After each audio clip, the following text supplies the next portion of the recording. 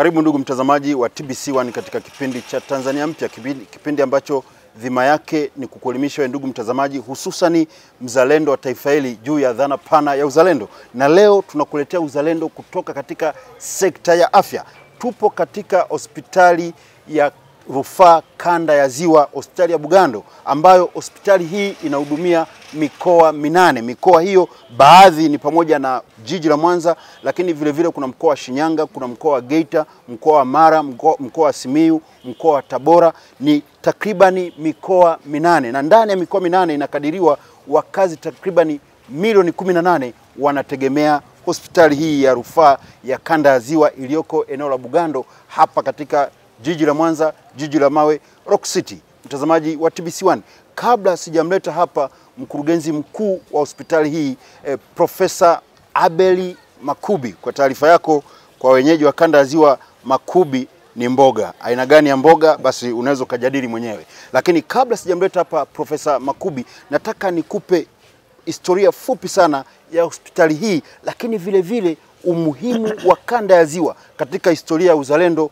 wa taifa hili. Hapa katika hospitali ambapo tunakwenda kufanya kipindi, hii ni moja kati ya matunda dhahiri kabisa ya uweledi, lakini vile vile uongozi wenye busara na uongozi makini wa baba wa taifa Mwalimu Julius Kambarage Nyerere. Hospitali hii ni moja ya matunda ya ushirikiano kati ya serikali ya Tanzania pamoja na Jamhuri ya Israeli. Mwaka 68 ndio michoro ya hospitali ilikamilika chini ya usaidizi wa serikali ya Israeli. Lakini kama unakumbuka, miaka ya 68 pale Umoja wa Nchi Huru za Kiafrika ulitoa maamuzi kwamba nchi za Kiafrika zivunje uhusiano na Israeli kutokana na matatizo ambayo yalikuwa kule katika vita Mashariki ya Kati, na ndipo ambapo Tanzania pia ikaweza kuvunja uhusiano na Israeli. Kwa hiyo usaidizi ule ukawa umeyumba kidogo, na ndipo serikali ya Jamhuri ya Shirikisho ya Ujerumani, kipindi hicho Ujerumani Magharibi, ikaweza kuingia kuweza kutusaidia, na kati ya mwaka 68 mpaka 1977 basi ujenzi wa hospitali hii ukawa umeweza kukamilika. Kwa hakika mtazamaji wa TBC1, yale utakoenda kuyasikiza kutoka kwa mkurugenzi mkuu hapa Profesa Abel Makubi yatakustajabisha, lakini vile vile yatakuthibitishia ya kwamba serikali ya awamu ya 5 inayoongozwa na mzalendo nambari 1 Rais John Pombe Magufuli kwa hakika imedhamiria kuona kwamba afya ya Watanzania haichezewi tena. Afya ya Tanzania kufanya biashara kwamba wagonjwa wanaugua magonjwa ambayo yanaweza kutibiwa na wataalamu wetu waende nje ni marufuku. Hayo maelezo yote anakwenda kukupa Profesa Makubi. Profesa, habari za leo? Salama, habari za Bugando? Salama kabisa. Ndio. Hongereni sana kwa kazi. Asante sana. Karibu kwenye kipindi cha Tanzania Mpya kutoka TBC1. Asante sana. Kwa kuanza kabisa, hebu waeleze watazamaji wetu historia fupi sana ya hospitali hii. Asante sana mwongozaji wa kipindi hiki. Kwanza niseme nashukuru sana kwa kunipa hii nafasi ili niweze kuongea na wananchi.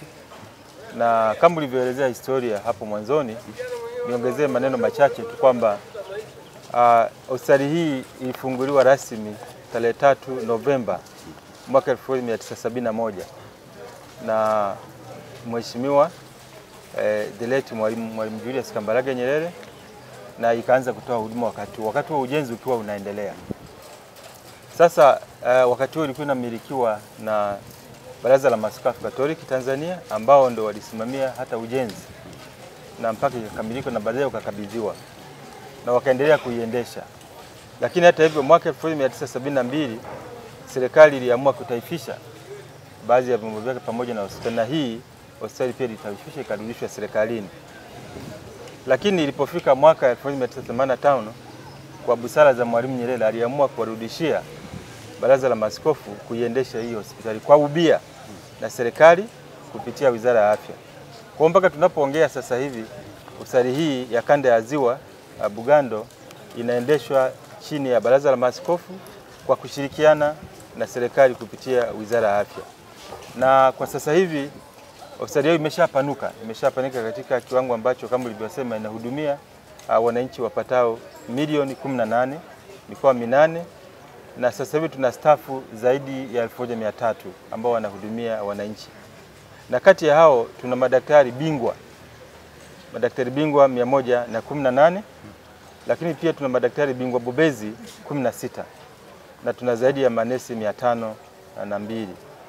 lakini vile tuna madaktari sasa hivi 38 wa kawaida ambao wanatoa huduma. Kwa upande wa huduma sasa hivi tumejikita katika kutoa huduma za kibingwa na ubingwa bobezi kwa sababu ndio lengo kubwa, na kutokana na sera ya Wizara ya Afya ilielekeza kwamba hospitali za kanda sasa zianze kupunguza mzigo kwa hospitali ya rufaa au ya taifa ya Muhimbili, tuweze kutoa huduma katika level hii ili huduma zisogee karibu na wananchi, wasihangaike kwenda mbali mpaka Dar es Salaam au wasihangaike kwenda nje ya nchi. Kwa kifupi, hiyo ndo hali halisi ya hospitali katika utangulizi wake. Asante sana Profesa. Umeongea jambo moja ambalo limekwenda limeshtua mfumo wangu wa fahamu. Unasema kwamba hospitali hii inatoa huduma za madaktari bingwa na madaktari bingwa bobezi. Haya maneno kidogo yananichanganya. Maana mimi nilikuwa najua tu kuna daktari bingwa. Sasa kumbe kuna daktari bingwa tena bobezi. Hebu yanyambulisha haya maneno. Daktari bingwa ni yupi na daktari bobezi ni yupi, na hizo huduma ambazo daktari bingwa zinapatikana kwa madaktari bingwa hapa na madaktari bobezi ni zipi?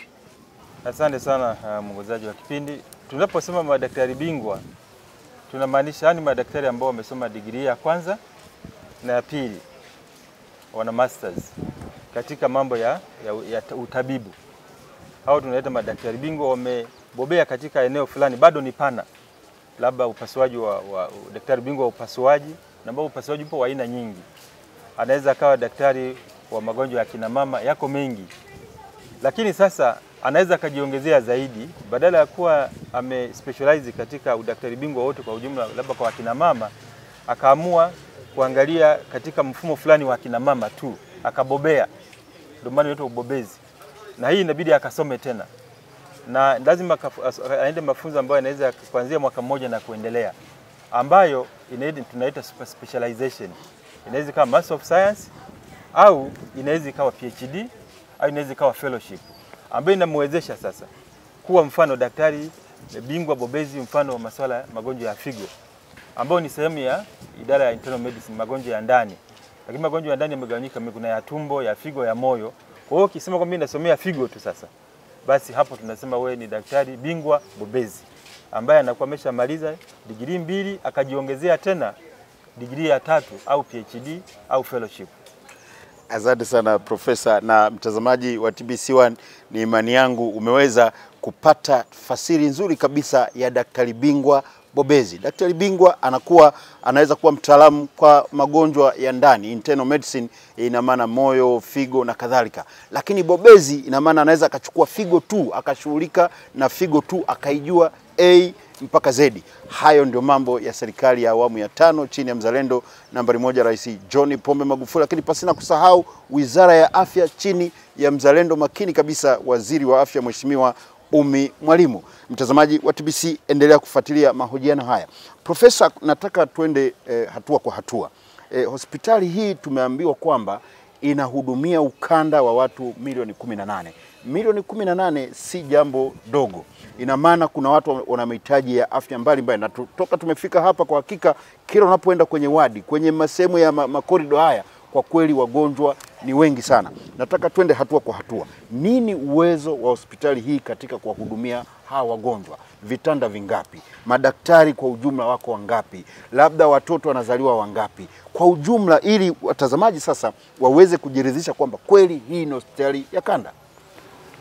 Sasa hivi hospitali yetu ya rufaa ya kanda hii, uwezo wake actually tumefikia vitanda jumla 950. Kwa ukubwa inafuatia baada ya Muhimbili. Na kwa sasa hivi tunahudumia wananchi wapatao kwa siku 1300 kwa kila siku wanapokuja hapa kwa ajili ya kupata tiba. Na sasa hivi tumejipanua zaidi kuhakikisha kwamba kama nilivyosema mwanzoni, tumeajiri madaktari bingwa wengi zaidi. Na ndio maana sasa hivi tuna madaktari bingwa wapatao 118 na wale bobezi ni 16. Lakini tunaelekea sasa kuongezea idadi ya madaktari bingwa bobezi ili tujikite zaidi katika tiba au upasuaji ambao umelenga katika ubobezi zaidi. Kwa wastani kila mwaka sasa hivi tunaona wagonjwa wapatao karibu 300,000 kila mwaka. Lakini vile vile tunafanya operation ambazo zinafikia zaidi ya 3,000 zaidi ya 3,000 kwa mwezi, kwa miezi mitatu. Yaani kila mwezi ni wastani wa operation 1,000 na kitu. Na kwa mwaka ni zaidi ya 13,000. Hizi ni operation kubwa, sio ndogo ndogo. Na hizi zinafanywa na madaktari bingwa bobezi. Lakini vile vile kwa wastani wanajifungua akina mama wajawazito wanajifungua watoto 13,000 kila mwaka kwenye hiyo hospitali yetu. Kwa hiyo ni idadi kubwa. Na hiyo sasa inategemewa zaidi kwa kusaidia watoto wanaojifungua wana matatizo. Wanakuwa referred kuja hapa kwa ajili ya kupata tiba au kusaidiwa, ili kama wamezaliwa na matatizo waweze kupata msaada wa karibu, kama labda ni njiti au na matatizo mengine ya kuzaliwa, na wengi ndio kimbilio lao kubwa kwa hapa. Kwa hiyo ndo hali ya sasa hivi ya hospitali yetu. Asante sana Profesa. Kuna eneo jingine katika muda ambao nimekuwa katika jiji la Mwanza hapa, nimejaribu kufuatilia nini ambacho kimefanyika hapa. Nimeambiwa moja kati ya vitu ambavyo vimeweza kupunguza malalamiko sana ya wagonjwa ni kwa sababu mmeboresha vitengo vya aina mbalimbali. Kwa mfano naambiwa mmenunua mashine za CT scan lakini za kisasa zaidi, MRI, lakini vivyo naambiwa kwamba kuna kitengo cha figo. Ni vitu vingi ambavyo vimefanyika. Hebu kwa manufaa ya watazamaji, kwa maana kwamba kuhudumia watu 18 ni miundombinu. Miundombinu gani ambayo umeongeza hapa kwa hakika inaendana na mahitaji ya kuona kwamba wakazi hao wanapata huduma bora kabisa badala ya kukimbilia katika nchi za jirani au India kama ilivyokuwa zamani? Asante sana. Kama inavyoelekeza sera au ilani pia ya uchaguzi ya CCM ya mwaka 2015, ukisoma ukurasa wa 81 mpaka wa 88 kwenye kifungu D, C, K pamoja na F inaelekeza sasa lazima tuboreshe huduma kwa wananchi katika maeneo mbalimbali. Na sisi kama management tuliona kwamba lazima tutimize hilo kwa sababu ni kwa manufaa ya wananchi. Tulianza tukanunua CT scan kama ulivyosema, ilitugharimu shilingi ya bilioni 1.8 na kwa kutumia mapato ya ndani. Hii CT scan imeleta mabadiliko gani kwa wananchi? Wananchi wa kanda ya Ziwa walikuwa hawezi kupata kipimo cha CT scan mpaka aidha waende Muhimbili au waende kwenye hospitali zingine za binafsi. Lakini sasa hivi kwa muda wa miaka miwili wanaweza kupata CT scan ndani ya hospitali, ambacho ni kipimo muhimu kwa ajili ya kugundua magonjwa mbalimbali ya tumbo, ubongo na migongo. Kwa hiyo tumeongeza uwezo wa kugundua magonjwa mbalimbali badala ya kuwarifa kuwapeleka mahala pengine. Hilo ni la kwanza.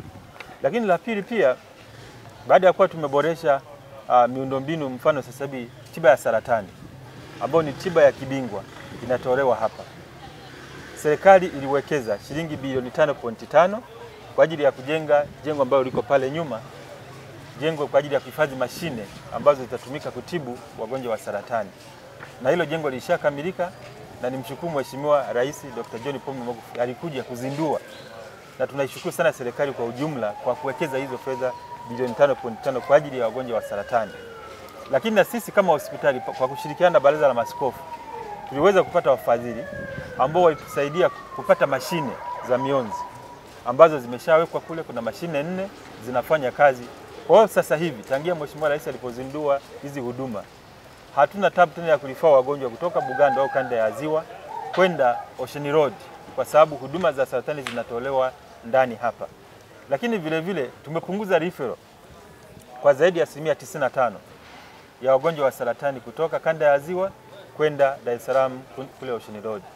Na hii inamaanisha nini kwa mwananchi wa kawaida? Sasa hivi mwananchi hahitaji kusafiri umbali mrefu, na mpunguzia gharama. Wastani tunaokoa shilingi bilioni 1.9 kwa mwananchi wa kawaida katika level ya familia. Fedha hizo zingetumika yeye kusafirishwa na ndugu zake kutoka nyumbani mpaka Dar es Salaam na kukaa na ndugu zake akiuguzwa na baadaye kurudi. Sasa hayo hayahitajika, anaweza kupata hizo huduma ndani ya hospitali yetu. Lakini vile vile tumeweza kusaidia wananchi kupata hii huduma kwa karibu badala ya kwenda kule mbali. Yote haya ni manufaa ambayo yametekelezwa chini ya serikali ya awamu ya 5 ya Mheshimiwa Dr. John Joseph Pombe Magufuli pamoja na chama chenye cha CCM ambacho kimeelekeza haya yatekelezwe mpaka sasa. Lakini vile vile ukiondoa saa saratani tumeboresha mambo mengi. Dialysis umesema. Tuna kituo cha kusafisha figo ambazo zimeferi, yani tunaita dialysis. Sasa tuna mashine zaidi ya 23. Tulianza na mashine chache kama 5, sasa tumefikia 23 Kwa wagonjwa wa figo wanaweza kupata huduma ya kusafishwa ndani ya hospitali, na tuna wagonjwa zaidi ya 100 sasa hivi. Na hii pia imepunguza usumbufu wa wagonjwa kusafiri kwenda mbali na kuzipata hizi huduma kwa bei nafuu. Bei nafuu ambayo inaweza kumsaidia Mtanzania wa hali ya chini akapata hiyo huduma. Lakini vile vile tumeweza kuongeza vifaa vingine vya uchunguzi kwenye maabara yetu ya kisasa kabisa ya molecular biology. Tunaweza kupima virusi kwa wagonjwa ambao wanatumia hizi dawa zetu. Sampuli kutoka 1700 mwanzoni mpaka sasa tumefikia 1800 kwa siku, ambayo mwanzoni ilikuwa ni kero kubwa kwa wananchi. Walikuwa wanasubiri muda mrefu katika level ya wilaya na katika vituo wakisubiri majibu kwa ajili ya VVU ili waanzishiwe dawa au waendelee na dawa zingine. Lakini sasa wanaweza kupatiwa kwa muda wa siku 3 badala ya miezi mpaka 1 kuyapata majibu. Hizo mashine ni za kisasa kabisa na pia zilizinduliwa pia na Mheshimiwa Rais. Lakini vile vile kulikuwa na kero kubwa ndani ya hiyo hospitali ya majibu. Wagonjwa walikuwa wanakuja mpaka wanaambiwa tena wakafanye vipimo nje kule afu warudi. Ambayo ilikuwa ni kuidhalilisha taasisi, kwa sababu hii ni taasisi kubwa, itakuwa wenzetu ndio warifae walete wagonjwa kutoka kule kuja hapa. Sisi sio kulifaa kupeleka chini. Sasa hivi hicho kitu tena hakipo.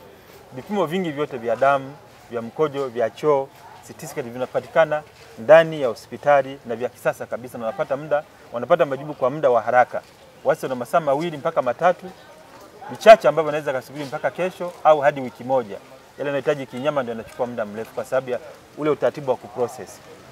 Lakini vile vile tumeweza kuboresha pia upasuaji, eneo la upasuaji sasa hivi. Tulikuwa na theater kama 6 tu. Wakati mahitaji ilikuwa ni kufanya operation kati ya 50 mpaka 60 kwa siku. Tulikuwa na uwezo wa kufanya operation 30 kwa siku. Na madaktari uwepo wa kutosha zaidi ya 40 ambao wanahitaji, lakini vyumba vilikuwa vichache.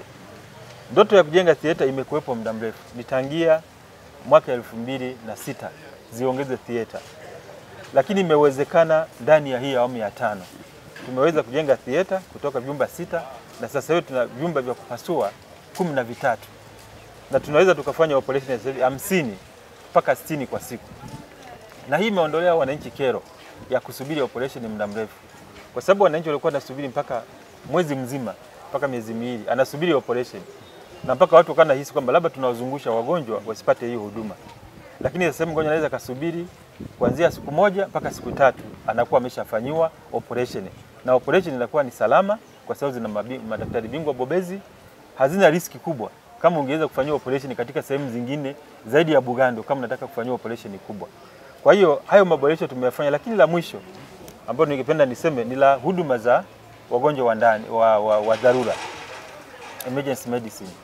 Pia limeboreshwa. Tulikuwa na kisehemu kidogo sana cha wagonjwa mahututi hapa chini.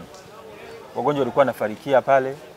Huduma zilikuwa sio za kuridhisha, hapakuwa na vitendea kazi. Lakini sasa hivi tumepanua pale kutoka vitanda 16 sasa tuna vitanda 24. Na pia tumepanua eneo lote la ghorofa ya chini ni emergency medicine. Tunaweza kuhudumia hata ajali kubwa ya wagonjwa zaidi hata ya 30 kwa wakati mmoja. Na pia vifaa tumeviweka. Na hii tulipata fedha kutoka baada ya kuchukua mkopo kutoka NHIF, lakini vile vile tulipata support kutoka kwa wadau wenzetu wa CRDB. Niwashukuru sana, nitumie nafasi kuwashukuru sana CRDB, walitusaidia milioni 240 kwa ajili ya kupanua kitengo cha wagonjwa wa dharura na mahututi. Lakini pia vile vile sasa tuna jengo la bima la kisasa kabisa. Utaenda kuliona baadaye. Hili jengo la bima lilikuwa ni kwa ajili ya wagonjwa ambao walikuwa mwanzoni mpaka ni kama stigma, walikuwa na nyanyaso wagonjwa wa bima, wanatengwa kwamba nyinyi hamfai. Lakini sisi tuliwaona kwamba hawa wagonjwa wa bima NHIF ambao ni bima ya kwetu ya wananchi, tuwape priority, tukawapa jengo lao maalum, tukawatengea ambalo ni nzuri sana. Lina kila kitu ndani, na maabara, lina pharmacy. Kwa hiyo wagonjwa wamehamasika. Tulikuwa tunaona wagonjwa kati ya 80 mpaka 100 kwa siku kwenye hapa ndani ya hospitali. Lakini baada ya kuwatengea jengo lao na kuwawekea kila kitu ndani, sasa tunaweza tukaona wagonjwa 250 mpaka 300 kwa siku moja. Hao ni wagonjwa wa bima tu na nje ya wagonjwa wengine. Kwa hiyo hayo ni mabadiliko makubwa ambayo yamesaidia kuboresha huduma kuu za afya kwa wananchi wa kanda ya Ziwa. Asante sana Profesa kwa majibu yako mazuri. Lakini nitakurejesha kidogo katika huduma za dharura. Lakini mtazamaji wa TBC1, nataka nikupe msisitizo kidogo lakini muhimu sana katika yale ambayo Profesa ameweza kuyasema. Anasema serikali ya awamu ya 5 chini ya mzalendo nambari 1 Rais John Pombe Magufuli imetoa bilioni 5, shilingi bilioni 5.5 kwa ajili ya kuanzisha huduma za saratani katika hospitali hii ya kanda. Lakini manufaa makubwa ambayo profesa anasema sasa imeondoa mzigo katika hospitali ya saratani, taasisi ya saratani iliyoko pale barabara ya Bahari katika jiji la Dar es Salaam. Hii maana yake ni kwamba kwa hakika mzalendo nambari 1 Rais John Pombe Magufuli amekuwa akikariri sentence kila siku kwamba Tanzania tunaweza, Tanzania ni matajiri, si maskini wa kiasi hicho. Utajiri ndo kama huo, kwamba jengo bilioni 5.5 pamoja na vifaa vikapatikana kutoka katika serikali ya India, na kwa sasa huduma za saratani zinafanyika hapa. Zimeokoa maisha, zimeokoa muda, zimeokoa kipato cha wananchi wa kanda ya Ziwa. Lakini kubwa zaidi jingine ambalo profesa ameweza kulisisitiza hapa ni mashine za kuwahudumia wagonjwa wa figo kwa bei nafuu. Maana mashine zinaweza zikawepo lakini bei yake ni kubwa, lakini unapokuja Bugando ni kwa bei nafuu. Lakini licha ya bei nafuu ni kwa uhakika, kwa sababu licha ya madaktari bingwa kuwepo hapa, kuna madaktari bingwa bobezi. Mtazamaji wa TBC1, endelea kufuatilia kipindi cha Tanzania Mpya ambacho leo kinaruka moja kwa moja kutoka Rock City, jiji la mawe hapa Mwanza, na tuko na Profesa Abel Makubi ambaye yeye ndio mkurugenzi mkuu wa hii hospitali ya rufaa ya kanda ya Ziwa Bugando hapa jijini Mwanza. Nilisema nitakurejesha kwenye huduma za dharura. Nilikuwepo hapa siku moja nikaona kuna gari la wagonjwa limetoka Nzega, limefika hapa, na alipofika tule mgonjwa kwa hakika alipokelewa kwa haraka kama tukio la kijeshi vile, na akabebwa kwenye vitanda vizuri sana, vikazungushwa, akaweza kupelekwa mle ndani. Nataka uwaambie watazamaji kipi ambacho ni cha kisasa cha kuendana na uhalisia wa huduma ya dharura, kwa maana kwamba kuna madaktari wangapi wako standby, lakini kuna huduma gani ambazo zipo pale dharura, kwamba kabla huyu mgonjwa hajakwenda kwenye eneo jingine kuweza kudhibiti hali yake na maisha yake. Kitengo cha wagonjwa wa dharura na mahututi kama mnavyofahamu ni jicho la hospitali. Hicho kitengo kikiwa hakiko vizuri, kwanza vifo ndani ya hospitali vitakuwa vingi sana. Maana yake ndio eneo ambapo wagonjwa wanapokelewa mapema na kupata msaada wa haraka kabla hawajalazwa kule wodini. Zamani pale walikuwa wanaita mapokezi. Sasa hivi sio mapokezi. Ni eneo la dharura la kuhakikisha kwamba mgonjwa unamtibu haraka, kuondoa vitu viashiria ambavyo vinaweza kumfanya fariki haraka, unamstabilize. Sasa tulichokifanya pale, sasa tuna madaktari mabingwa 3 ambao wakuwepo. Sasa ni miaka 2. Tumewaajiri tangia 2017. Hawakuwepo. Wangapi? 3 bingwa. Bingwa kwa ajili ya wagonjwa wa dharura na mahututi. Lakini vile vile sasa hivi tumeweka theater, vyumba vya kupasulia ndani ya ile idara, havikuwepo. Lakini vile vile tumeongeza hivyo vitanda na mashine zenyewe za kuokoa mgonjwa ambaye yuko katika hatari ya kufa. Kwa hiyo kuna resuscitation mashine ziko zaidi ya aina 6 mle ndani. Kuna za kumonitor mgonjwa, monitor zenyewe ziko zaidi ya 10, kila kitanda kina monitor. Na kuna dawa, na hao madaktari kwa hiyo wamewezeshwa pia kuwa na vitendea kazi vya kuwafanya waweze kuhudumia wananchi ambao wako mahututi au karibu au wamepata ajali. Lakini vile vile swala kubwa ambalo tulifanya hapo, zaidi ya kuwa na hivyo rasilimali watu pamoja na miundombinu, ilikuwa ni kuanzisha mafunzo ya customer care. Naomba nilisitize hili. Watu wengi tunaona customer care katika huduma zingine, lakini kwenye hospitali yetu ya umma, tuache yale ya private pia ambayo yanafanya vizuri, lakini za umma lazima tufundishe staff wetu waweze kuwa na huduma iliyo bora. Jinsi ya kumpokea mgonjwa, kumhudumia na mpaka kumwaga. Tulichokifanya sisi tulianzisha mafunzo ya customer care. Hospitali kila staff alifundishwa jinsi ya kumpokea mgonjwa. Kwa hiyo ulichokiona siku ile ilikuwa ni reflection ya hayo mafunzo, kwamba mgonjwa akija ni lazima mhangaike na kumpokea kama mpira wa kona. Kwa sababu pale mkikosea tu kidogo, mkichelewa kidogo, mnapoteza maisha ya mtu. Kwa sisi mgonjwa hapa lazima akifika tunamchakalika kumpokea haraka, kumpa vile support ya kumfanya aweze kusurvive au kupona au kupata nafuu na kumstabilize, na vitendea kazi vyote tunavyo. Kwa ndio kitu kinachoendelea pale katika idara ya wagonjwa mahututi. Hatutaki tena kusababisha vifo au kudelay, kuchelewa katika hatua yoyote. Lakini vile vile impact ya hii imekuwa ni tumeiona kwenye hospitali. tumepunguza vifo kwa zaidi ya 20% baada ya kuimarisha hicho kitengo ndani ya hospitali. Kwa hiyo ni impact kubwa kwa wananchi. Kwa hiyo vitengo hivi vya dharura ni muhimu sana katika hospitali yoyote, iwe ya wilaya iwe ya mkoa, kwa sababu ndio vinavyookoa vifo vingi kwa ajili ya wananchi. Hongera sana Profesa. Maana umenipa sentensi moja nimefurahi. Kumbe hata mgonjwa anaweza kagombaniwa kama mpira wa kona. Kuhakikisha kwamba hapotei huyu, maisha hayapotei. Hongera sana. Asante sana. Tuendelee na mahojiano yetu. Kuna tetesi nimezipata kwamba hapa moja kati ya huduma muhimu sana ambazo mko mbioni kuanzisha mara baada ya kuwa umefanikiwa kwenye saratani. Nasikia kuna mpango wa kuanzisha taasisi itakayohusika na magonjwa ya moyo. Hili likoje Profesa? Ni kweli tuko katika mchakato huo. Tumeshaunda task force, kikosi kazi wanaita kwa Kiswahili, ambayo inajumuisha madaktari na wataalamu kutoka hospitali ya rufaa ya Kanda Bugando na ofisi ya mkuu wa mkoa. Na nichukue nafasi kumshukuru sana Mheshimiwa mkuu wa mkoa, ametupa ushirikiano mkubwa sana Mheshimiwa John Mongela katika kuhakikisha lile wazo la kuanzisha taasisi ya moyo katika hii kanda linafufuliwa na kuanza mara moja. Lakini pia nichukue nafasi pia kumshukuru Mheshimiwa Waziri wetu wa Afya Umi Mwalimu, kwa sababu yeye alikuja hapa kuzindua huduma ya CT na akasema kwamba ni lazima sasa hivi tulifufue lile wazo wakishirikiana na mkuu wa mkoa la kuanzisha taasisi ya moyo. Na sababu ni nini? Wagonjwa wako wengi. Unaposema population ya watu 18, pia magonjwa ya moyo yamekuwa yakiongezeka. Wagonjwa wako wengi.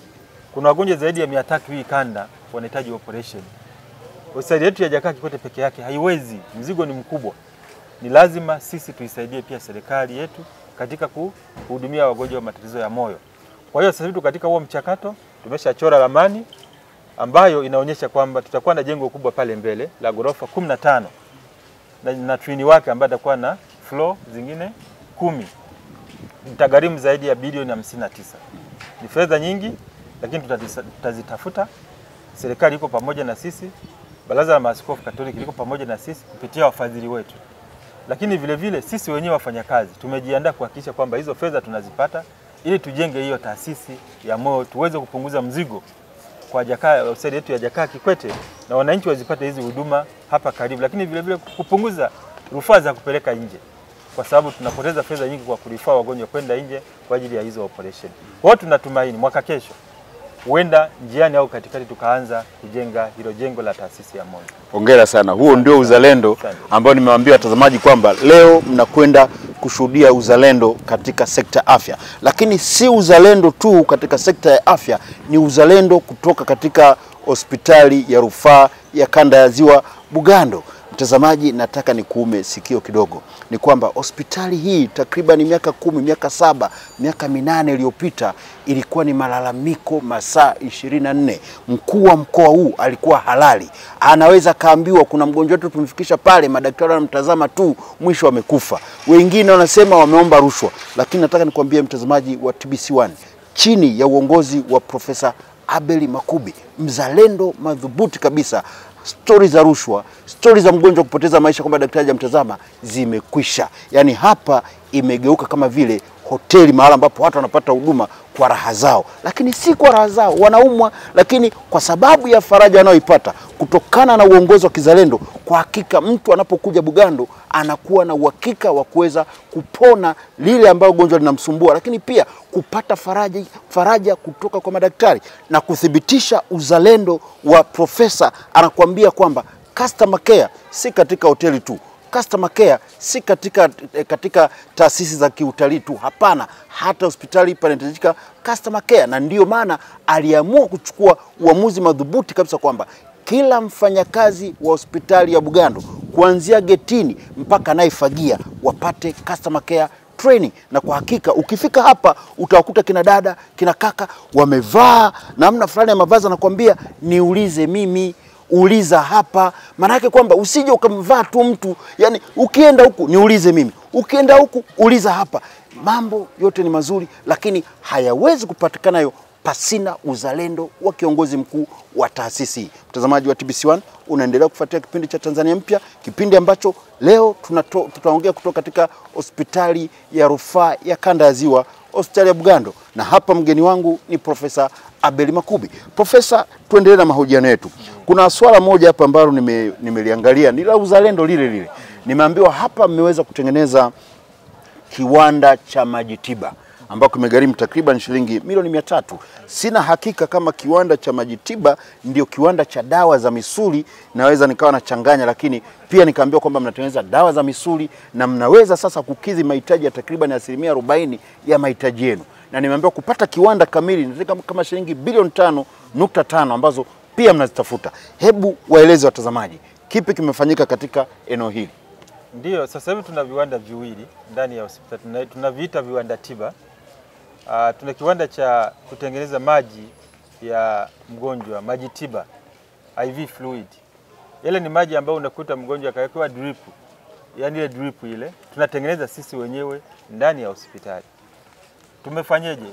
Tulikuwa na kiwanda chetu kidogo kilikuwa kama kinakufa, tumekifufua, tukakipanua na kuboresha na kuongeza mitambo mingine. Kwa hiyo sasa hivi tunaweza tukatengeneza aina mbalimbali ya hizi drip au maji ya mgonjwa ambazo hata baadhi ya pharmacy nyingine au vipande haviwezi kutengeneza humu nchini, ni sisi wenyewe ndio tukatengeneza. Lakini vile vile hata bohari yetu ya madawa kuna baadhi ya mchanganyiko wa hizi drip haina, sisi wenyewe tunatengeneza na wataalamu wetu. Tuna wataalamu hapa mabingwa ambao wanaweza kutengeneza hayo maji tiba, na sasa tumefikia uwezo wa kutosheleza hospitali wa 40%. Mheshimiwa Rais alipokuja alituelekeza tukipanue hicho kiwanda ili tuweze kuhudumia hospitali zingine, tuuzie kwa bei nafuu, lakini vile vile tuweze hata kuuzia MSD badala ya kutafuta hayo maji kule Uganda ambako wananunua au sehemu zingine. Hilo agizo tunalitekeleza. Tumeshaandika proposal, tunafanya feasibility study kwa sasa hivi ili tuweze kupata mkopo. Itatugharimu si chini ya bilioni 5 kama ulivyosema na zaidi, ili tuweze kuwa na vinu vya kuzalisha hayo maji ambayo yataokoa gharama nyingi. Mfano sisi hapa kwa sasa hivi badala ya kununua hiyo chupa moja ya maji kwa shilingi 1200, kwa kuitengeneza hapo unaweza kuitengeneza kwa shilingi 500 hadi 700. Kwa hiyo tunaokoa fedha nyingi kwa mwezi mmoja, zaidi ya milioni 12. Lakini vile vile tuna kiwanda cha oksijeni. Hospitali nyingi zinategemea kutengeneza mitungi kununua kutoka makampuni mbalimbali, lakini sisi tuna vinu vyetu viwili. Mitambo hii inazalisha oksijeni, inaichukua kutoka kwenye hewa na kuifua, inaweza kutumika kwa binadamu kama tiba katika maeneo ya ICU, emergency, vile vile theater, na kwa watoto wachanga ambao hawezi kupumua. Kwa hiyo sasa hivi tunatengeneza sisi wenyewe kwa bei nafuu na kwa kutumia malighafi hii ya hewa hii tunayoiona hapa. Na sasa hivi gharama ya kutengeneza mtungi mmoja kwa sisi wenyewe inaweza kutugharimu kama 23,000, lakini kununua ni 46,000. Kwa hiyo tunasave nusu ya gharama kama tungenunua kutoka kwa wazabuni au kutoka mahala pengine. Kwa hiyo hiki kiwanda tunakipanua na chenyewe. Tumepata wafadhili kupitia baraza letu la maaskofu wa Marekani, wanaitwa Touch Foundation. Wanatusaidia kukipanua hiki kiwanda ili tuweze kusaidia hospitali zetu zingine kama Sekoture na zingine za wilayani ili ziweze kupata hii oksijeni kwa bei nafuu badala ya kupata kwa bei kubwa. Hongera sana Profesa. Siku za nyuma tulipoonana, lakini pia kwa mazingira ya hospitali ambayo nimeangalia, kwa hakika plani ya kuboresha huduma hapa ni kubwa sana, na mwelekeo mkubwa amesema kwamba mna target kuweza kuhudumia eneo sasa la maziwa makuu, sio tu mikoa 18. Labda kwa haraka unadhani, je, kuna nafasi kwa sekta binafsi, kwa mashirika ya umma na watu wengine wenye maslahi ya kuwekeza hapa ndani ya hospitali ya Bugando? Ndiyo, nafasi ipo na tulikuwa tukifanya hivyo. Mfano kitengo kama nilichotoa mfano cha dialysis ni cha ubia kati ya sisi na mshirika mmoja ambaye sipendi kumtaja hapa kwa sababu sijapata ridhaa yake. Tunashirikiana naye kwa ubia huo kama sekta binafsi na sisi. Na vile vile hata katika ujenzi wa taasisi ya moyo tuna invite wadau wengine ambao wako tayari kuwekeza katika ile eneo. Sasa hivi sijasema kuna taasisi ya macho pia itaanza kujengwa mwezi wa kwanza hapo chini hapo, ambayo itaweza kuhudumia wananchi wenye matatizo ya macho kwenye hii kanda. Pia tumeingia ubia na wenzetu. Kwa hiyo nafasi ipo na tumekuwa tuki-encourage kwa sababu imetupa uhuru serikali wa hii private public partnership.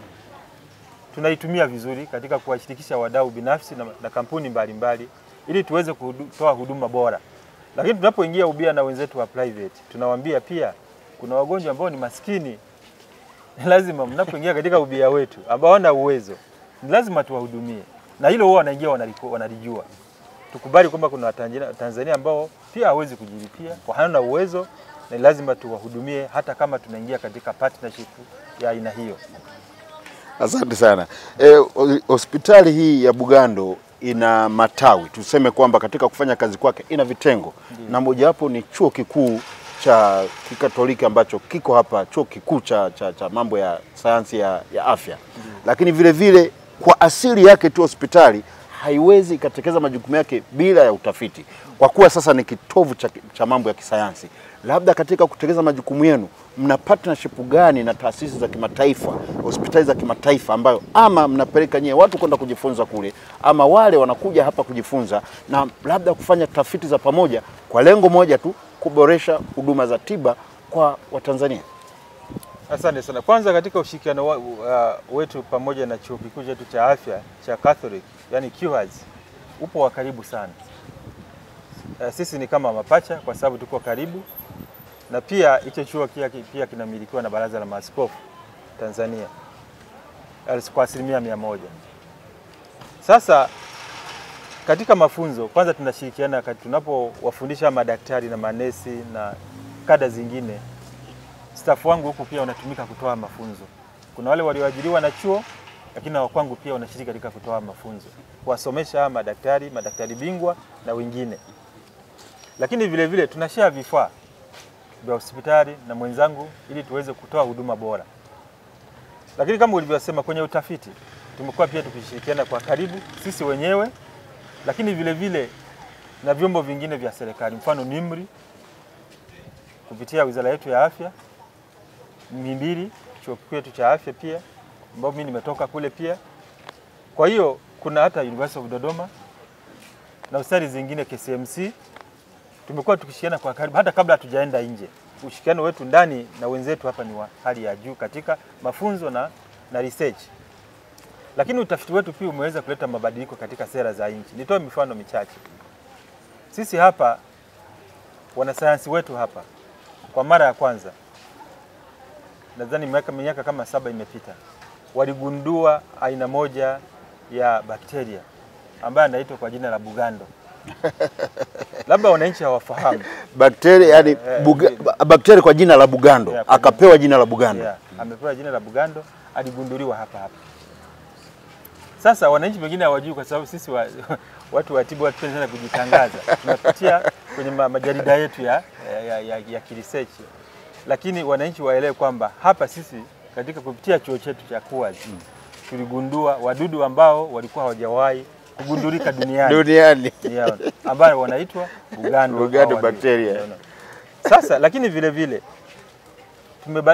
tumefanya research ambazo zimesaidia sana kusaidia utengenezaji wa sera ya kutibu magonjwa ya bakteria, usugu wa bakteria, resistance ya hao bakteria kwa dawa mbalimbali. Kuna maprofesa hapa na staff wengine wameshiriki tafiti mbalimbali ambazo zimebadilisha hiyo sera ya kutibu hawa wadudu, especially bakteria ambao wana usugu wa dawa mbalimbali za antibiotics. Lakini vile vile katika swala la HIV, tuna kituo chetu cha HIV hapa, tumechangia kwa kiasi kwa katika kubadilisha mwongozo uliopo sasa hivi wa tiba kupitia kituo chetu cha CTC ambao tunapa cha kutibu wagonjwa wa HIV, na tumefanya pia research za aina hiyo. Lakini vile vile kwenye magonjwa ya moyo, mimi ni mtaalamu wa magonjwa ya moyo na damu. Sasa hivi tuko katika mchakato mkubwa sasa hivi pia wa kuhakikisha kwamba tunadhibiti kiwango cha magonjwa ya moyo katika hii kanda na pia magonjwa ya damu, kwa sababu tunajua kwamba tukidhibiti hayo tutaokoa fedha nyingi badala ya watu kuugua. Kwa hiyo research zinaendelea mpaka sasa hivi za magonjwa ya moyo, za saratani, za magonjwa ya damu, ili kuweza kuwaelimisha wananchi na njia ambazo zinaweza kuwapunguzia zile riski au viashiria vya kupata magonjwa mbalimbali. Huo ndio mchango. Lakini vile vile ulisema swala la watu wa nje. Tuna mashirikiano na wenzetu wa Ujerumani, Marekani, Ubelgiji vile vile katika nchi za Ulaya ambao wamekuwa kija hapa kwa ajili ya mafunzo. Kuna wengine wanakuja kufundishwa hapa, wazungu wanakuja kufundishwa hapa, na sisi kuna wakati tunapeleka wataalamu wetu kule nje. Tumekuwa tukibadilishana. Kwa hiyo wanafunzi wanakuja hapa, hata sasa hivi wamo zaidi ya 20. Wametoka Ujerumani, wametoka Marekani, wanafundishwa. Na sisi kuna wenzetu ambao wako nje ya nchi. Kwa hiyo tumekuwa na mashirikiano makubwa sana, yote ni katika kulenga kumsaidia mwananchi. Asante sana Profesa. Tunapoelekea ukingoni sasa mwa kipindi hiki, tuangalie swala la rasilimali fedha. Moja kati ya sera ambayo ipo katika serikali ni kwa wagonjwa kuchangia gharama za tiba. Lakini vile vile wagonjwa wanapochangia gharama za tiba, hospitali inapata mapato, na mapato yanatumika kuzidi kuboresha huduma, lakini kubwa zaidi pia kuweza kulipa malipo ya ziada kwa madaktari. Hali ikoje katika hospitali hii kwa maana ya makusanyo, kwa maana ya madai ya stahiki za wafanyakazi? Kwa sababu tumetembelea hospitali nyingine katika ziara ambayo tulikuwa na katibu mkuu wa Wizara ya Afya, tumekuta wanasema madaktari wana stahiki zao za miezi 6 hawajalipwa, na hiyo kwa hakika inavunja sana moyo. Yawezekana si kwamba uongozi hautaki kuwalipa, lakini inawezekana fedha hazipo. Hali ikoje hapa? Kwa sababu wewe kama mkurugenzi mkuu, pasina wafanyakazi wenye morali, kwa hakika huko kama vile na jeshi ambalo liko tayari kutekwa na adui. Yaani kweli, kwanza nimshukuru Mungu sana kwa hii swala la mapato. Tangia mimi nije hapa miaka 2 iliyopita, Mungu ameweza kutia mkono wake kupitia wafanyakazi ambao nichukue nafasi pekee kuwashukuru sana wafanyakazi wa hospitali ya kanda ya Ziwa Bugando ambao wako hapa, madaktari, manesi, watu wa maabara, wahudumu wote, na wafanyakazi ambao wanatoa support, watawala na watu wa fedha. Kwa kweli tumeboresha sana mapato. Wakati mwaka 2017 Julai, mapato yetu kwa ujumla, kwa maana ya mapato ya kutoa huduma za ndani, yalikuwa yanafikia bilioni 1.1 kwa mwezi mmoja. Lakini sasa hivi tunapoongea sasa tumefikia bilioni 4 kwa mwezi mmoja. Ni mara 4 kwa muda wa miaka 2 tu. Lakini hii ni matunda ya wafanyakazi. Wafanyakazi wa Bugando wanaweza kujivunia hili. Mimi nipo tu na waonyesha njia, lakini wao ndio wanaofanya haya matunda yaonekane. Kwa hiyo wao tulipoingia hapa tukakubaliana, sasa hivi vile vidogo tunavyopata hapa tuanze kugawana kama posho. Wakasema hapana. Wakasema kwanza tuboreshe huduma kwa wananchi. Ndio walichoniambia. Na mimi ndio nilikuwa nimependa wanijibu hivyo. Na kweli watu wamefanya kazi kwa muda wa miaka 2. Mtangazaji, nikwambie kama ni watu kujitoa muhanga katika idara mbalimbali katika hii hospitali, hata kama kuna mapungufu ya hapo na pale, wananchi wanaweza kaona kuna wakati mwingine hatuwezi kuwa certify kwa kila mmoja, lakini wafanyakazi wa Bugando wamejitahidi sana. Na hii imeboresha huduma kwanza tulizozisema hapo, lakini pia imereflect katika maboresho ya mapato. Kwa hiyo sasa hivi tumeweza asilimia zaidi ya 60 tunajitegemea sisi wenyewe. Tunabaki mishahara kutoka serikalini, sehemu ya madawa kiasi, lakini sehemu nyingine ya miradi ya maendeleo kuboresha huduma.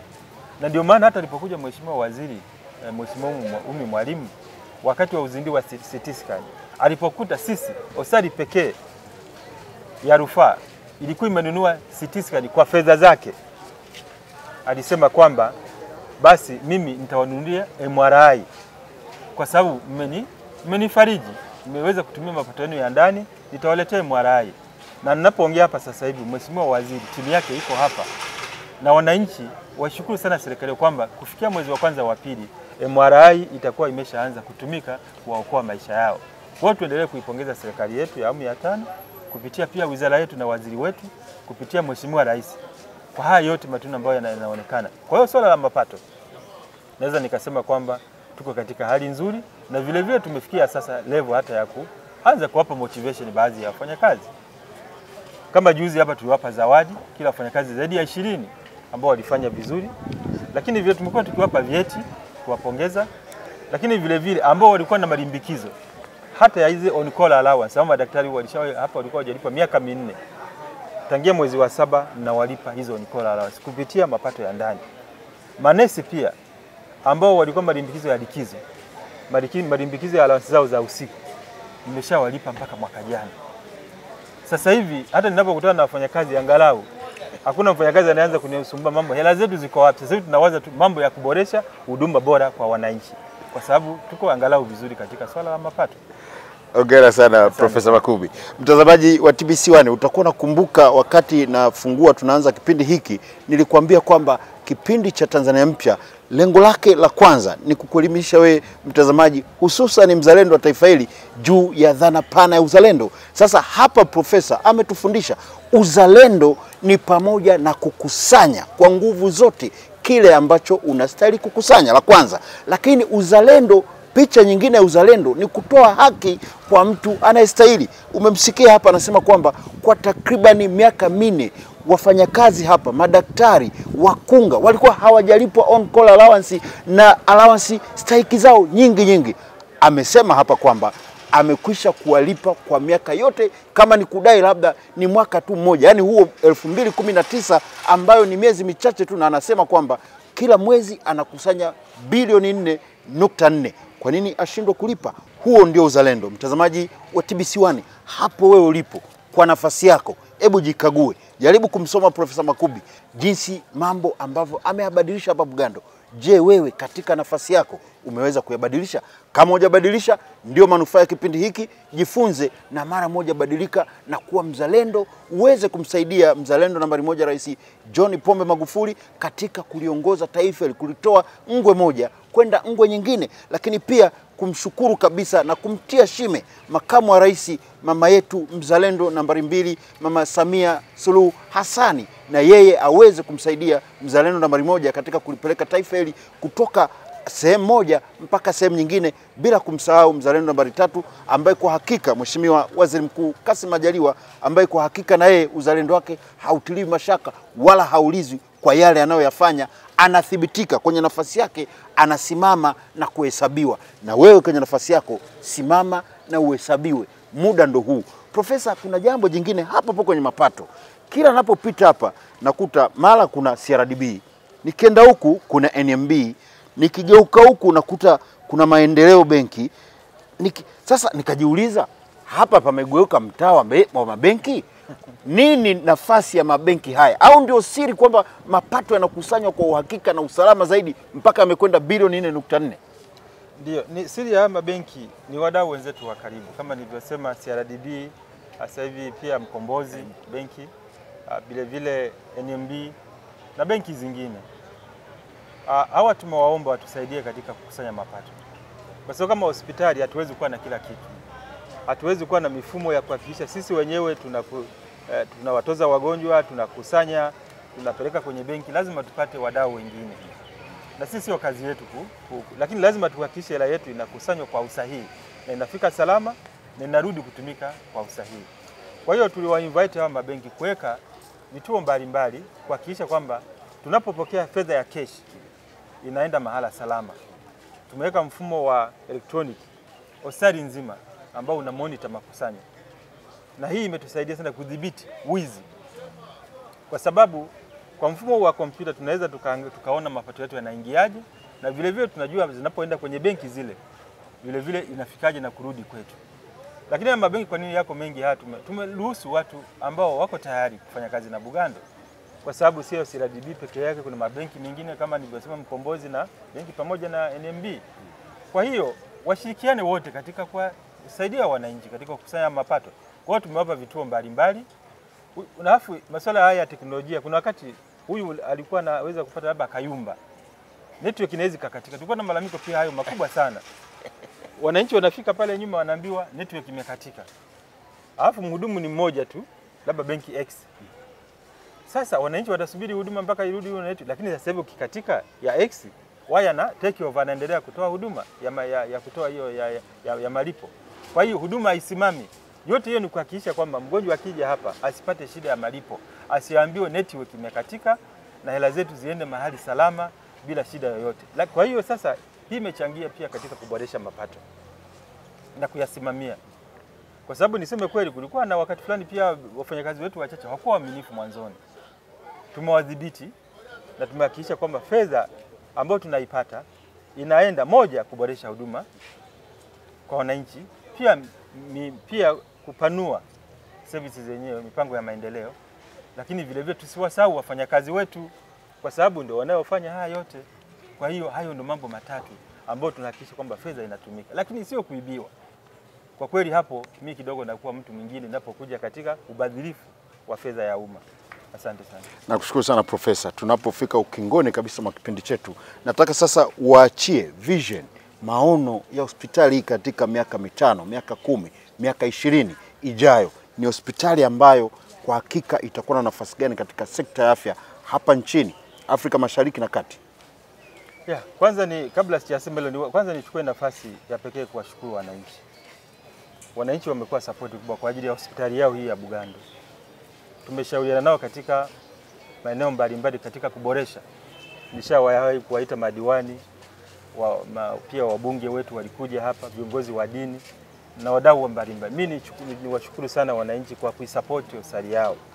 Niendelee kuwaomba waendelee kujenga hospitali ni ya kwao, ni ya umma kwa ajili ya manufaa yao. Pili, naomba tena niendelee kuwashukuru wafanyakazi wa BMC kwa jitihada zao za kuendelea kuwatumikia wananchi. Lakini la tatu ni washukuru ambao wanamiliki hii taasisi.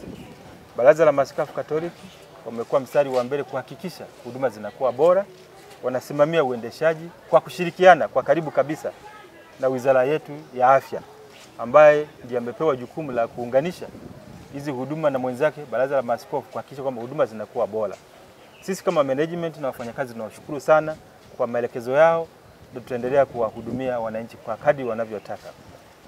Sisi kama management na kama wafanyakazi wote tunataka kuiona Bugando miaka 10 ijayo iweze kutoa huduma bora katika eneo la Maziwa Makuu. Hiyo ndio vision yetu, huduma bora katika eneo la Maziwa Makuu za kibingwa na ubingwa bobezi. Hatuangalii sasa hivi tu katika eneo la Mwanza na mikoa 8.